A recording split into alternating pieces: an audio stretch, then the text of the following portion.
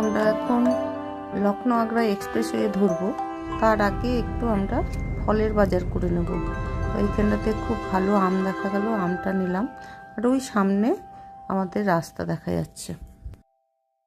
পূর্বাঞ্চল এক্সপ্রেসওয়ে থেকে নেমেই যে রাস্তাটা পড়বে সেই রাস্তাটাই আগ্রা লখনৌ আগ্রা এক্সপ্রেসওয়েতে উঠিয়ে দেবে।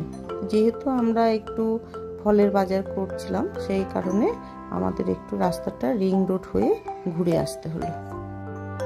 রোড ট্রিপ মানেই কিন্তু রাস্তার অভিজ্ঞতা সঞ্চয় করা। আমাদের এর আগের বারে যে রাস্তা দিয়ে এসেছিলাম সেটা একরকমভাবে এসেছি, এটা একরকমভাবে আসছি।